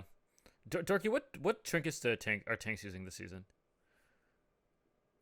There's a good bit of trinket. I mean, the main one would be the brand trinket. The brand trinket from one of the raid bosses I don't remember is like particularly good. Okay. Aside from that, it's just like, you know, your usual stat sticks, or the Spy Master trinket is also pretty good from raid. That gives you a shit ton of stats. Whenever you pop it, you can build up to like 18 stacks. Is that trinket you mentioned the Kazan one where it like builds, or which one is the one that like you want to be in combat with? Because there's like another tank Kazan this tier, isn't there? You have a brand trinket, sort of. That's it. Okay. Yeah, like, yeah, it's not too similar to Kazan, but it's also, yeah, it's similar where you want to be in combat. All right. Any final thoughts? What do you guys think about the new zone? I felt like this is the worst zone they've made since like Korthia. Oh boy. I thought you were quick with that one. I was indifferent about it. Like, I guess coming back to Tazavesh is kind of cool because there wasn't really that much of that in Shadowlands, so it's like an aesthetic that I didn't really mind. But yeah, the outside is kind of just like barren and snow and empty. It's just uninspiring. Yeah, it's fucking buggy as hell. The whole phase diving is kind of pointless and annoying to deal with. I think it's cool to fly over. Like, it's kind of cool to see the broken lands, that kind of thing. Like, I know why the aesthetic is like the way it is, but it's just not good gameplay wise. I think phase diving without mounts reminds me of the mall, and that's not a great conversation to have. Granted, we'll have mounts and phase diving this week, I think. So the mall is over, but like I still think just like artificially limiting people while phase diving was just a bad decision and made people hate it and probably not come back. Yeah, there's a lot of annoying things that didn't seem like fun end of expansion zone things. You know, thinking back to what was the Shadowlands one? Remember what the Shadowlands zone was called? That was like one of the first like Mall. Korthia, was it? Yeah, Korthia, I think, where it was like Mall, Korthia, it was all green and shit. It was like Mortis. very different from Shadowlands. There was like lots of cool like puzzles and secrets. Or Zereth Mortis then. Oh, Zereth Mortis. Okay, Yeah, that's the one I'm thinking of. I feel like Zereth Mortis was like pretty cool. I think generally like the end of expansion zones they do a little bit more with. You know, thinking back to like Najatar and Mechagon. This one definitely didn't really seem that special. There's a lot of like weird, annoying things. I think all of us have experienced the world boss in that zone. I'm not sure what. Like that was just like, how do we make something that everybody does, but it's just like really annoying. So yeah, I didn't really have fun with the world boss. The phase diving, I like didn't really understand. Like, I guess I just didn't really get it. I don't know. Maybe there's like some lore stuff that I didn't understand, but it's like, okay, well, I guess this quest is in this phase, and I just have to click it, and I'm just in the same zone, except for I can't use my mount, and it didn't really feel great. I might be a little biased that the new zone left a bad taste in my mouth because I kind of rushed right when the servers were up and it was incredibly laggy for like the whole time. And I was like just very, very annoyed by the lag, but I'm too addicted to the game to just come back later. So yeah, I don't know. I think it's not really for me. Like I don't really care about the new zone, but yeah, I definitely wasn't really didn't really think it was that good. I mean, I think that's fair. Yeah. Like, I think coming off of Undermine, where we literally had a new movement system. Granted, it took time to learn, and initial impressions were not great. It was still like something new there. Whereas this is just not that. If anything, we're limiting the amount of movement that people have, right? Like, I saw a Reddit post where someone said, use this toy where you pull out a sled and you can slide down the dunes. Like, you know, that seemed pretty cool. I haven't done it. But if they added something like that, I think it would have been way more interesting. Face diving just seems artificially limited. You can only enter at like specific points rather than letting everybody go in. And it just kind of reminded me as well, like, make sure you have the cloak. You can't enter the raid without the cloak. So don't just try to log in and go to the raid. You need to actually have the cloak. What the heck is Drive? Like they just came out with Drive for one patch and one zone. Are they just done with it? Like what is going on with Drive? Like is that just a? I think we might see it return. I could see it. That like, that was being actually on my list of. reused somewhere. That was actually on my list of questions that we didn't get to in the dev interview, even though there was some questions that maybe it should have replaced. But I was actually interested of the future of Drive. Of like, I'm sure there's got to be some cool zones somewhere where in the old world where Drive would have worked well. Probably. In my opinion, I think Drive was good. It wasn't dragon riding good. So does it deserve to be across the entire game yet? I don't think so. But I think you could do like cool Mario Kart style race stuff with it, and just as like a small mini game. Maybe that's their new secret event that they've announced. You know, like that the new Plunder Storm. It's a driving game. Oh shit! All right. Any final thoughts then? Yeah, I think that's it for me. I'm just like, we're recording this on Monday night before the patch comes out, so I'm definitely just like, I really want to get into the game. This is like the teaser week, right? Where you like do M0s and you do whatever, but like ultimately there's nothing going on this week. We're all just like biting at the teeth, waiting to get into the content. So when you guys are listening to this, it'll be the morning of.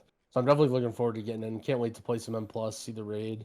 Get to play some characters, see what's good. Interested how balance goes. I think, again, last season was really, really incredibly balanced, so I don't have super high hopes for this season because I don't think it'll beat it, but I don't know. I guess we'll see. There's still a lot of classes that look decent in M+. I don't know. Overall, pretty optimistic about this patch. I'm pretty excited.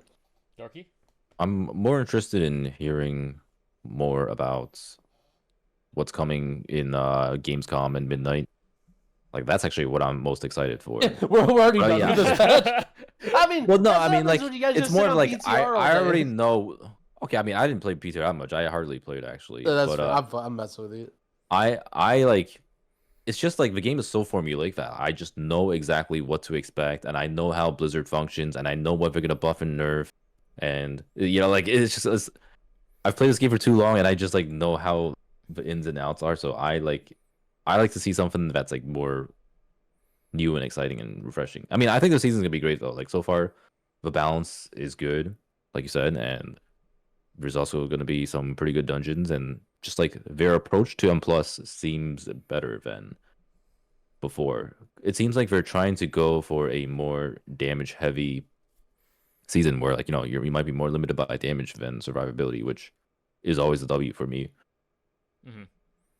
Yeah, I guess we didn't talk about that. We don't want to get into it, but yeah, that was something too. They nerfed. We talked about that in previous pods, and they did nerf the damage and buff the HP of mobs. So I'll believe it when I see it, but that would be cool if that is the case. Yep. But yep, that is it. That wraps up the bench episode 58. Thank you guys so much for listening. I hope you guys enjoy the patch, and thank you, Dorki, for joining us. Thank you, Dorki. See you Thanks for having guys me. next week. Bye-bye. Later.